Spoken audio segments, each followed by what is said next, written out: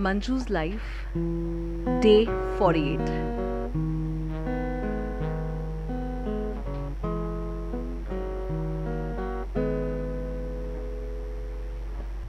So we'll all be Manju. If you want to listen this story, if you want to feel this story, you have to be Manju. Okay. Mrs. Manju was a fashionista. Monday का दिन था. मुझे time भी याद है, 11:55 11:55 AM. Fresh counselling का day था और ऑलिव ग्रीन कलर का सूट पहना हुआ था. फैशनिस्टा इमेजिन करिए, विजुलाइज कीजिए.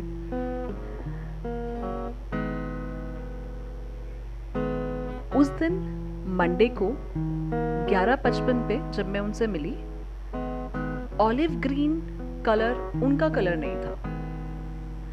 उनका जो कलर हमेशा से रहता था, yellow, bright orange, bright red, vibrant neon colour nail paints, ऐसे कलर्स होते थे. लेकिन उस सोमवार को ऑलिव ग्रीन डल सूट था और वो नियॉन शेड्स भी चमक नहीं दे रहे थे.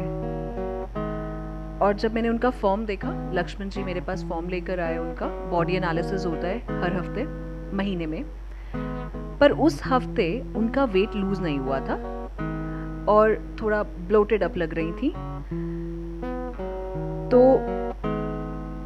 हमेशा जैसे वो क्लिनिक में आती हैं तो वो ऐसे करके मिलती हैं, व्हाट्स अप श्रेया, और मैं भी उनसे ऐसे मिलती हूँ, ऑल गुड ब्लेस्ड मैम, मैं भी ऐसे मिलती हूँ. पर उस दिन सिर्फ नॉर्मल गुड आफ्टरनून. मैंने भी गुड आफ्टरनून बोला, मेरे सामने बैठ गई. वो पेप्ड अप एनर्जी, वो व्हाट्सएप लैंग्वेज, वो yo man, HBD, happy birthday, ये सब नहीं था. बहुत सैड थी वो. और जब मैं उनसे पूछना चाहती थी कि आपको क्या हुआ है, लेकिन इससे पहले कि मैं उनसे कुछ पूछ पाती, एकदम वही हम सब का गहना, हमारे आंसू रोल हो गए. और मैंने उनको चुप कराने के लिए उनके हाथ में जब हाथ रखा, उनकी उंगलियां बिल्कुल ठंडी थी. और जब ये ठंडी उंगलियां मुझे फील होती हैं तो मुझे मेरा टाइम याद आता है कि जब शौर्य या सादगी को बुखार होता है तो मेरे हाथ ठंडे हो जाते हैं या मैं ठंडी हो जाती हूँ. तो मंजू के टाइम पे भी मैं समझ गई कि उनके हाथ जो ठंडे हैं, ये एक माँ का हाथ है जो ठंडा हो गया. फीलिंग्स बहुत नम थी, आवाज़ भी नहीं निकल पा रही थी. और मेरे में हिम्मत ही नहीं आ रही थी कि मैं उनसे पूछूं, क्योंकि मुझे मालूम था कि इतनी स्ट्रॉन्ग लेडी के साथ कुछ गलत हुआ है, तभी वो बिल्कुल ठंडी है. मेरी हिम्मत बिल्कुल नहीं हो पा रही थी पूछने की. पर उन्होंने फिर भी मुझे बताया, मैंने नहीं पूछा, उन्होंने बताया कि उनकी बेटी है सारा, 7 साल की.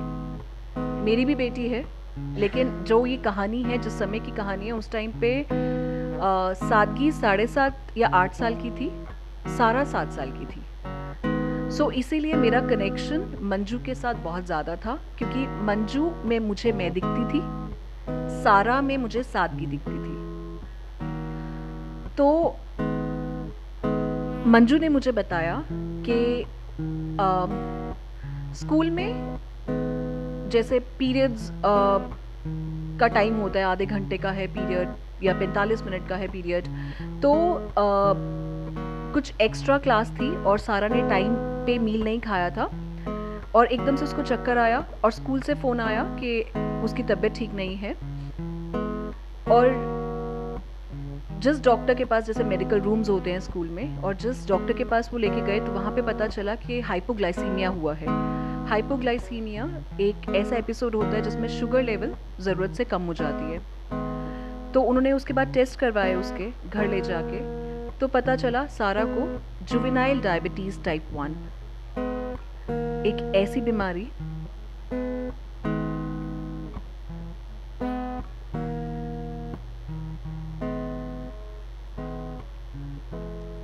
जिसमें इंसुलिन लगते हैं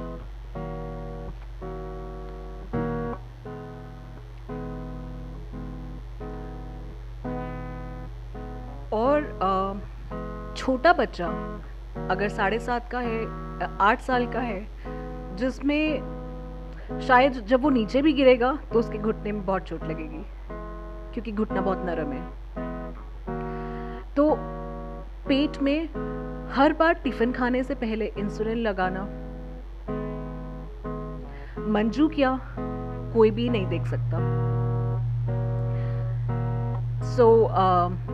जब सारा की बात हो रही थी तो मुझे सादगी का याद आया, और बस एक वही टाइम था जब मुझे लगा कि कुछ तो करना है, पर क्या हो पाएगा, क्योंकि जुवेनाइल टाइप 1 डायबिटीज़ हम सब ने सुना है कि रिवर्सिबल नहीं है, उसके बारे में बहुत एविडेंसेस नहीं है, बहुत स्टोरीज नहीं है, केसेस नहीं पढ़े हैं हमने, पर कहीं ना कहीं डिटर्मिनेशन थी, एक डाइटिशियन की तरह नहीं, इस बार एक माँ की तरह। मुझे सादगी को ठीक करना था। तो अब क्योंकि हमेशा से लॉ ऑफ एनर्जी में बिलीव किया है, लॉ ऑफ अट्रैक्शन में बिलीव किया है, तो इस बार ये देखा कि क्या सिर्फ जो मैं बोलती हूँ वो सिर्फ बोलती हूँ या हो सकता है। तो इस बार चैलेंज किया अपने आप को, इस बार चैलेंज किया यूनिवर्स को, इस बार चैलेंज किया हर एक वो यूनिवर्स की पावर को कि अगर जो मैं बोल रही हूँ वो सच है तो सारा ठीक होगी।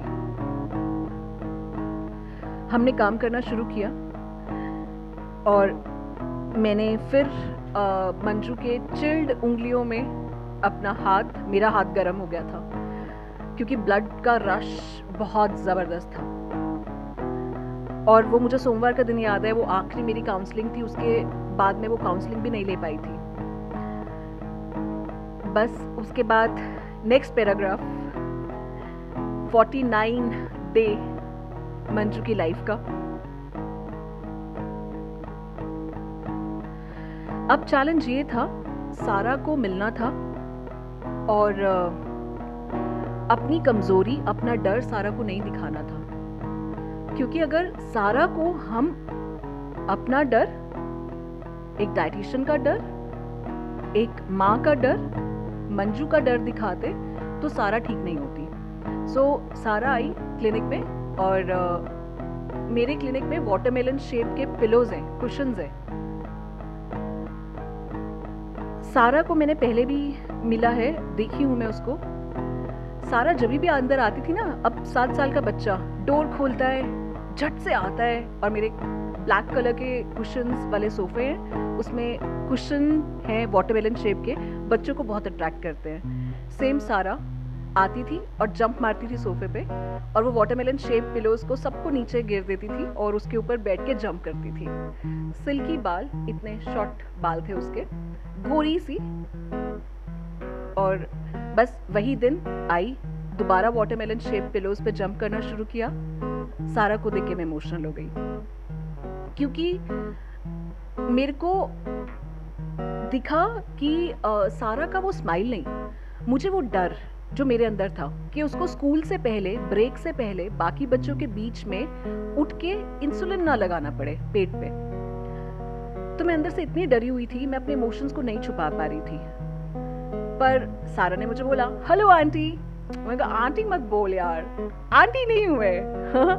सो बस उसने, सारा ने ट्रैक चेंज कर दिया। बच्चे किसी की भी जिंदगी को हैप्पीनेस में कन्वर्ट कर सकते हैं। मेरे इमोशंस सारा ने चेंज कर दिए और मेरे को हुआ सारा हंस रही है, मैं भी हंसूंगी और मैं उसको हंसाऊंगी। सारा से बात की, बोला सारा आपको चक्कर आया था? उसने बोला हाँ आया था।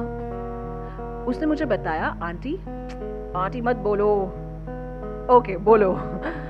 आंटी मैं जब भी खाना खाती हूँ ना, मम्मा बोलती हैं कम खाओ वेट बढ़ जाएगा, पर मेरे को उतना खा के भी मुझे बहुत वीकनेस होती है, मैं खेल नहीं सकती। मम्मा बोलती है डांस क्लास में जाओ, अबेकस क्लास में जाओ।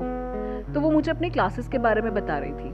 तो मुझे समझ में आ रहा था कि क्योंकि उन्होंने इंसुलिन शुरू किए हुए थे, तो मुझे ये बात समझ में आई कि शायद कहीं ना कहीं वो डोजेस ज़्यादा ले रही है और उतनी उसको रिक्वायरमेंट नहीं है, जिसकी वजह से उसका शुगर लेवल ज़रूरत से ज़्यादा कम हो रहा है। सारा से बातें की, उसके बारे में समझा, उसकी बॉडी के बारे में समझा। उसकी बढ़ती उतरती शुगर लेवल्स के बारे में समझा, उसके साथ क्या हो रहा है, बार बार यूरिन जाना पड़ता है, टीचर को लगता है कि वो बहाना है क्योंकि आप पढ़ाई नहीं करने चाहते, तो इसीलिए आपको बार बार टॉयलेट जाना है। तो वो सब मुझे अपनी बातें बता रही थी कि मैं एक्टिंग नहीं कर रही हूँ, मैं पढ़ना चाहती हूँ, पर मुझे बार बार यूरिन होता है, मैं क्या करूँ। तो वो सब डायबिटीज़ के ही सिम्टम्स थे, इंसुलिन भी चल रहे थे उसके। पर मंजू और मैं सादगी को इंसुलिन नहीं लगा सकती, इसीलिए मैंने बोला इंसुलिन नहीं लगाएंगे, अब हम डाइट पे कंट्रोल करेंगे। तो सारा ने बोला ठीक है, ऐसा होगा, मुझे पिन नहीं लगानी पड़ेगी। मैंने कहा हाँ नहीं लगानी पड़ेगी, पर आपको मुझे प्रॉमिस करना पड़ेगा कि आप जो मैं बोलूँगी वो खाओगे। तो सारा ने चेंजेस के लिए हाँ किया, और वो 7 साल की बच्ची सारा डिटर्मिनेशन मेरे से भी बड़ी थी, तो वो मेरी आंटी थी डिटर्मिनेशन में। सारा ने सारे चेंजेस अपने डाइट में एक्सेप्ट किए। काउंसलिंग एंड हो गई, पर वो मोमेंट एंड नहीं हुआ। रात भर, दिन भर, एक पूरा हफ्ता वो मोमेंट मेरे माइंड में चलता रहा। मैं काम नहीं कर पा रही थी, मैं बहुत उदास थी। मंजू का भी वही हाल था। वो फैशनिस्टा कब एक वल्नरेबल, एक विमेन, एक बेचारी माँ में कन्वर्ट हो गई पता भी नहीं चला। पर गुड न्यूज ये थी, अगेन मंजू's लाइफ चैप्टर नंबर 49।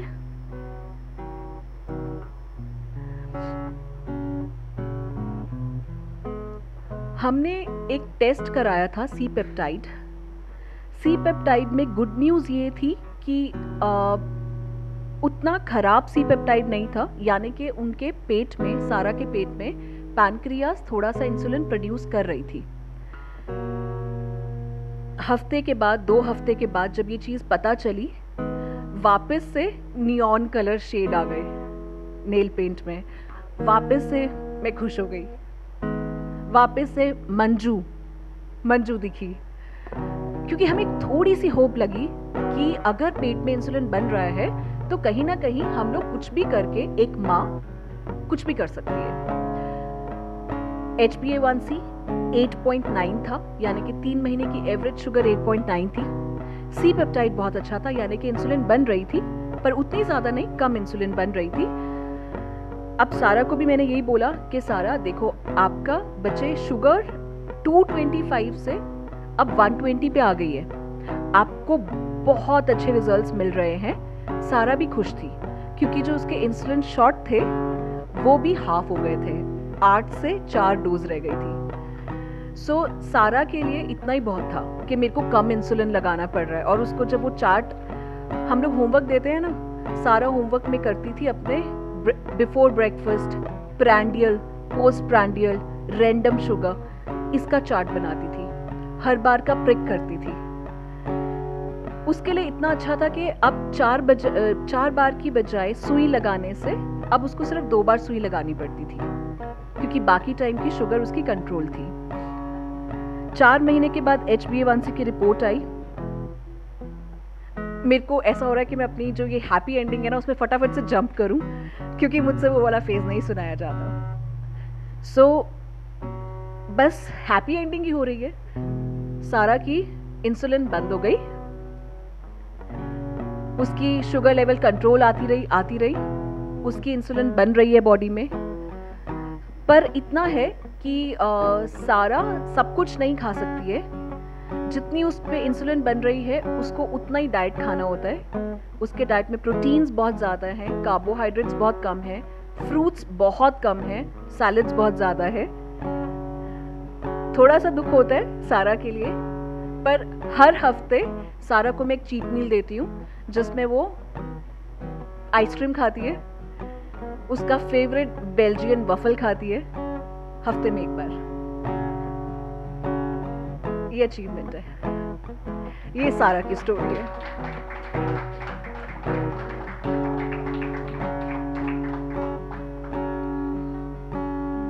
मिले आप लोग मंजू से? सारा खुश है।